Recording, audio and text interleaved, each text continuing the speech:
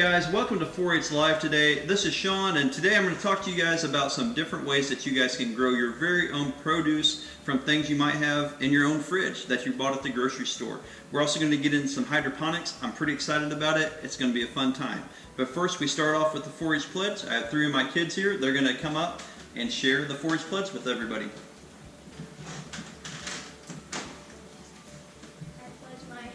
Clear thinking, my heart to greater loyalty, my hands to larger service, my health to better living, my club, my community, my country, and my world. Alright guys, thank you. So guys, you may be thinking, hey, it's the coronavirus, we're not going out to buy a lot of stuff, we're staying inside more. Though that's being lifted a little bit, but still we're not being able to go out and get things made at a greenhouse like we may be used to. So I'm going to show you guys how you can plant some different things and you can grow your very own produce just from your fridge. So right here I have some different things. If you don't have these things, you might run and get them real quick. Just any of them that you have and you can try it. Otherwise I'll show you. But we're going to start seeds from a cantaloupe.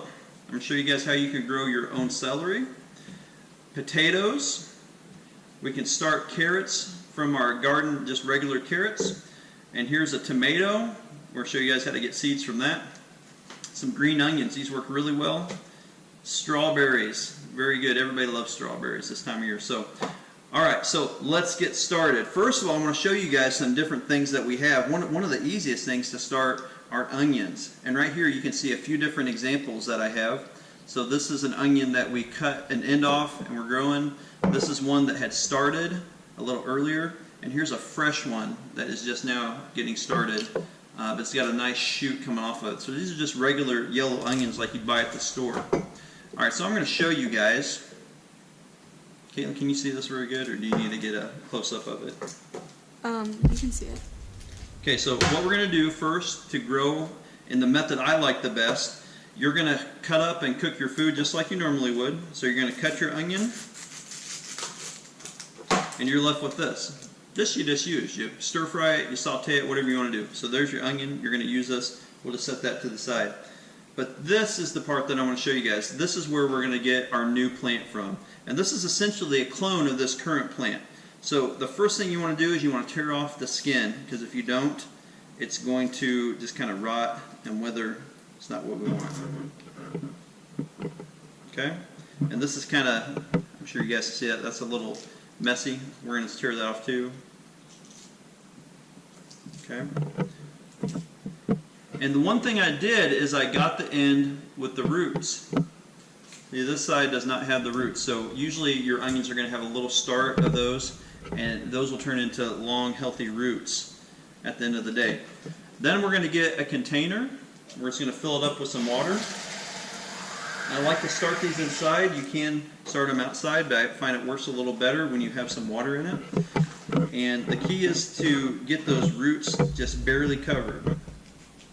I'll tell you why here in a second. Once you have that done, you're going to put in some toothpicks, like so. So you're left with that. And then we're just going to stick it in there. And again, we just want the roots barely covered. So we want the water level to be about up to here. And the reason why is that the roots will actually have to get air. Our roots have to have air or else they'll die. So we'll stick it in there, and I'd say in about 3 or 4 days you're going to see a shoot come up from this middle part, and the roots will start going down. And the beauty of it is, as the water level goes lower, the roots will come down farther. Now, I want to show you guys a few examples of what we have here, and this guy, I think, is probably, I don't know, 12 days old, something like that. But look at those roots. Look how long those are. Now see, this part used to be white, and as it grows, it kind of shrivels up, it'll shrink, because this is using the actual body of the onion for fertilizer, for the food. And so you can see, we could take this outside right now, plant it like this, up to about here, and that onion would be able to grow. And that's what we're going to do. Okay? Now, what happens, I was going to say this, you don't want to have the water level up all the way, because then it will drown out these roots and it won't grow. It'll suffocate that plant. So you want to make sure to leave some roots, and or some airspace for those roots, and that'll help that to grow. Alright, so that's our onion Pretty exciting stuff. Now, what should I do next, guys? How about we do the potato? Potatoes are another root crop, is what we call them. And so you guys have probably started crops from seed potatoes, maybe, if you're a gardener. But this is just a regular russet potato we bought from the store. And so what they do is store-bought potatoes. They put inhibitors on it, sprouting inhibitors, so that it won't sprout. Because if you're buying potatoes to eat, you don't want sprouts on them. Well, this is a little older one. We bought some from the store that were a little riper. And so that rooting inhibitor or sprouting inhibitor, it'll wear off over time, and so it'll actually sprout. As you guys can see, we got several sprouts coming up.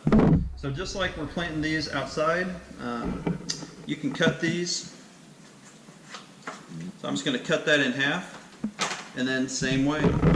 This is even easier, guys. We're going to get our solo cup, we're going to fill it with water, and add a few toothpicks just to hold it. The toothpicks are a cool trick. Pretty simple. Everybody's got toothpicks. So once we do that, put one in the back. Now this, you want to make sure that the bottom of that potato is covered. Got a little water on it. I'm going to add a little more. And then we'll start seeing this potato sprout out. And then once it happens, you can take it outside when the weather's good. This is a great thing to do earlier in the year. Then you take it outside and you got to plant. Very simple, guys. Boom. Now, we're going to move on. What should I do next? Strawberries. Carrot. I heard strawberries. Let's do strawberries. Now, strawberries, everybody loves strawberries, but they're expensive and they're hard to find good ones. So what we're going to do with this, you know, I think a lot of people know this, but not everybody. But everybody sees those little tiny dots. Those are the seeds of the strawberry plant. And so what we do with the strawberries is very simple. And be very careful when you're doing this. Make sure you have help from your parents. We're just going to slice a little bit off of our strawberry plant. We're going to get a little bit of the meat. We're going to get a little bit of the seed. And this is what we're left with. Now guys, the reason why I love this, what are we doing with this strawberry plant when we're done with this? We're going to eat it. So we're not wasting the plant, and we get to grow new ones. Now, what you're going to do is we're going to moisten this soil just a little bit. Add a little water. Now, you don't want your soil ever to be too wet. I used to be a teacher, and I always had greenhouse class. I always tell my students the number one killer of plants is not enough water. It's not that. It's too much water. So when we have water that's drowning out our plants, that's when they're going to die. A spray bottle works really good. So we're going to take this spray bottle too and just kind of moisten it up a little bit. And then we can take, again, our little slices and just place them on top of the soil. Like so. They're a little slippery. And then I'm just going to take my knife. I'm going to gently cover them. You don't want to cover very much, just put about, quarter of an inch of soil. We're just going to do something like this.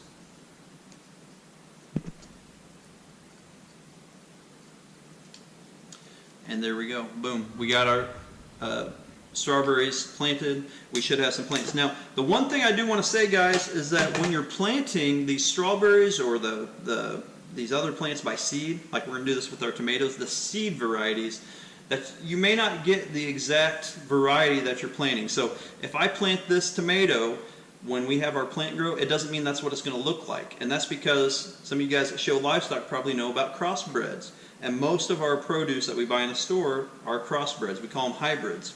And so that is something I want to let you know. Now, I've grown a lot of stuff.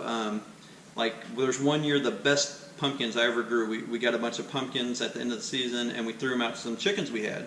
And the chickens scratched them up, they ate the pumpkin flesh, and then the seeds, they grew into incredible pumpkins the next year. We didn't even know they were out there, but we had some of the most beautiful pumpkins. And so those are hybrids, but we had great pumpkins come out of it.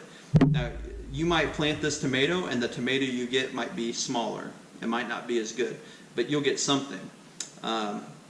These other ones, these are clones of the plant. So these will, like the onions, the potatoes, those things will be exactly what you plant.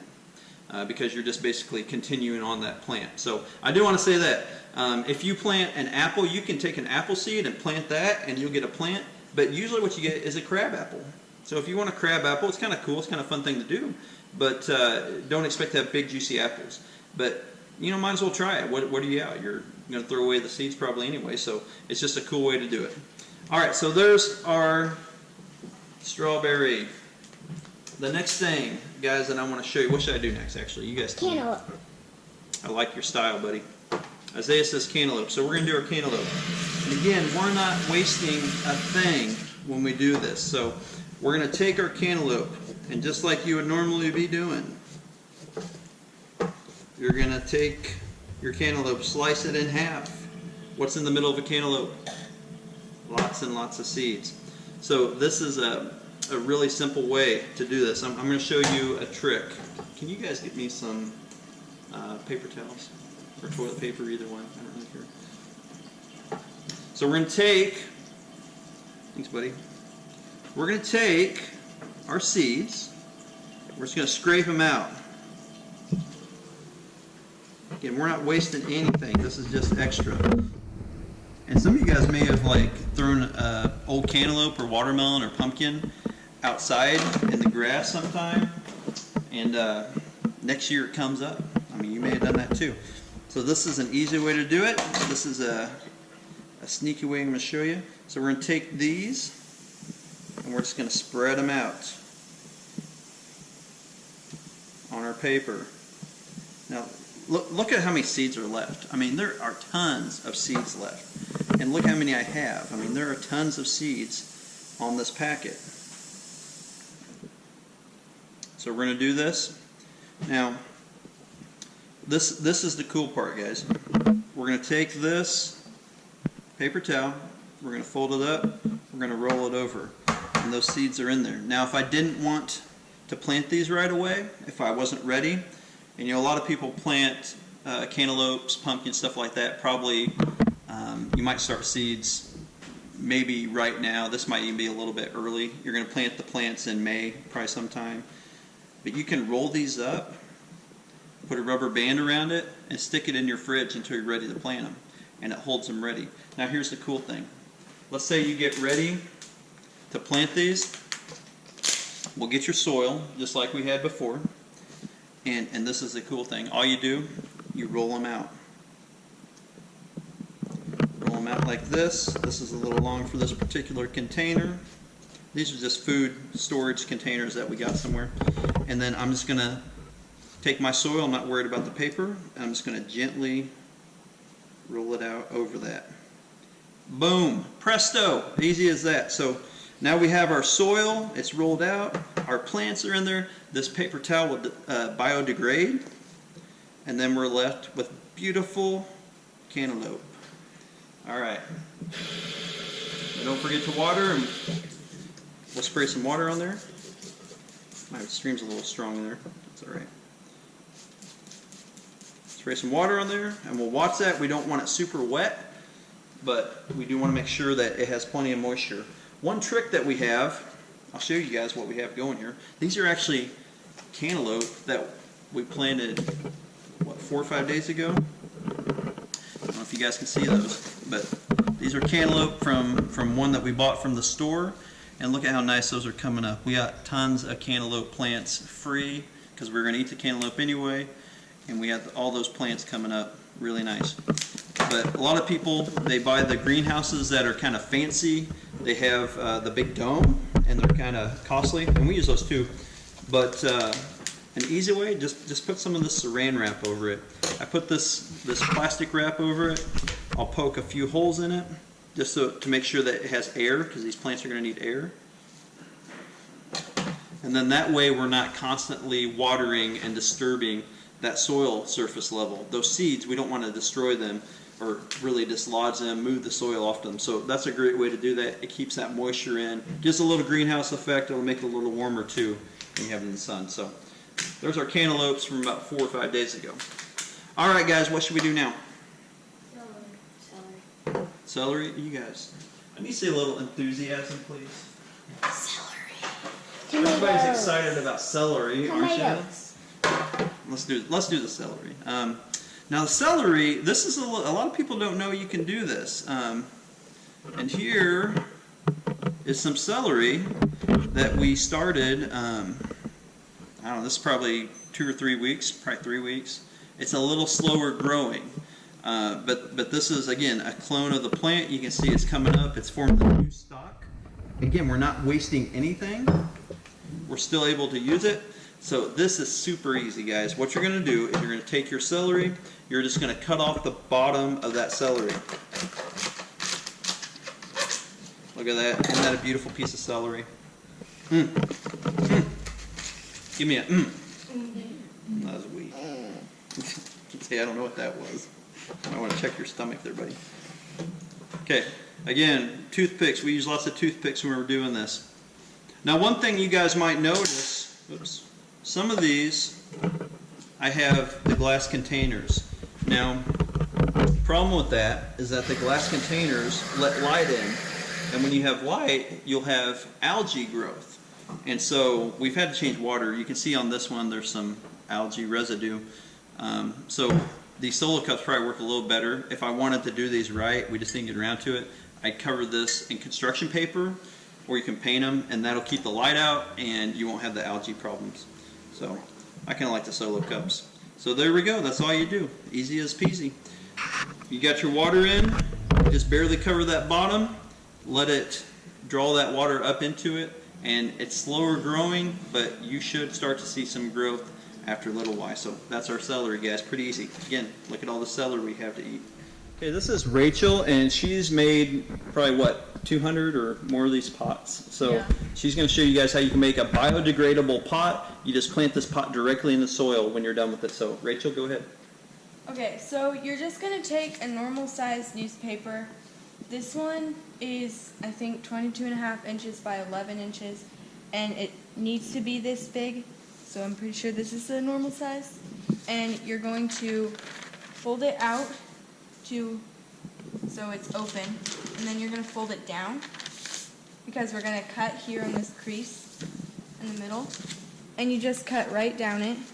And if you want to, you can unfold it and do it like that so that you're getting exactly where you want to cut, but this goes a lot faster. You do it like this, and then you only need 1/2 of these. So you're going to fold it so that it's normal and like folded where this is, because they don't fold them. They fold them so that you can see the ads at the top. So you want it to be completely straight. And then you're going to fold it in half again. Now you are going to unfold it, and you guys will be able to have a crease right here. You guys might not see it, but there's going to be one in the middle of your paper. And if you've made paper airplanes before, you know that you're going to fold the edge down. So you're just going to do it exactly how you make a paper airplane and fold it down so that it's even, and make sure that they're lined up on this crease. And then you're going to take the bottom, which you need to have the bottom side is the one where you can open it. And you're going to fold that up to this where you have your crease here. You're going to fold it up there. And then you're going to do that again. It'll look like this. And you'll flip it over. And then you're going to fold into this crease here. There's the same crease on this side of the paper, and you will fold this whole thing in on both sides. And then, so it should look like this, and those two flaps there. And you're going to then fold it up like we did the last one. You're going to do it both times like we did. And then now, there's going to be 2 flaps behind in this thing. So it's going to be like an envelope. And you're going to push this in there, and make sure to get this paper behind both flaps, or else it won't work how you want it to. And then once you have them both in, sometimes it might give you trouble, so just work with it. If it rips, it's okay. And you're going to push it down. You're going to fold this flap here, and you're going to fold it up, and flip it over and do the same thing. So it should look like this. And then you're going to take the inside and pull it open, and you might want to flip it over because whenever you do that, you're going to have this flap here that wants to fold down. So you stick your hand in and push and fold it down, just like that. And then you'll set it down on the table and push in and make sure that it's all even inside. You should have these, you should have like flaps in here, and if they don't quite line up, that's okay, but they should at least be pretty close. And then make sure that your edges are all squared. And then you fill it with soil, and then plant your plant in there, and you put it in the ground whenever it's ready, and it will decent. Okay, so here's an example of what this looks like with the finished product. Now, the bigger pots will allow our seedlings. It's okay to start them like this, but the bigger pot will allow that seedling to really grow good roots. And like we said, you just dig a hole, you pop the whole pot right inside the hole, and it'll just degrade, and you'll have a great start for that plant. You don't mess with the roots, which sometimes can cause shock, so this is a great way to start plants. All right, thanks Rachel, good job. We'll be right back in a second. All right guys, one last thing I wanted to show you is some hydroponics, and hydroponics is basically where we have water that we're using to grow our plants. So we don't have soil. So here's an example of what we have here. This is our hydroponics setup. This is a small one that we have. I'm looking to expand this, but I want to show you how phenomenally these things grow.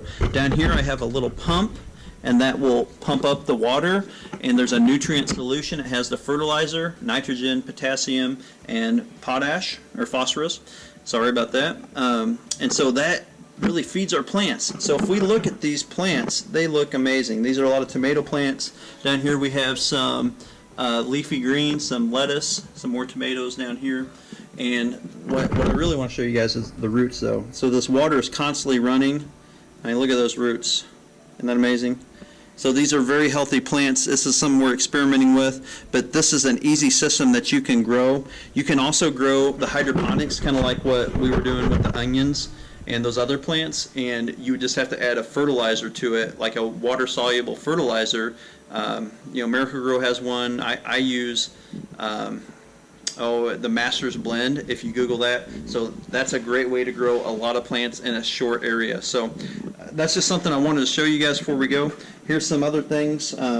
You know, some melons. Those are some of our melons that we had from melons earlier, kind of like we planted those seeds. So guys, there is a lot that you guys can grow just from that produce that you get from the grocery store. So get out there, try it, have fun. You're not going to lose anything, and see what comes up. All right guys, we'll see you later. Have a good one.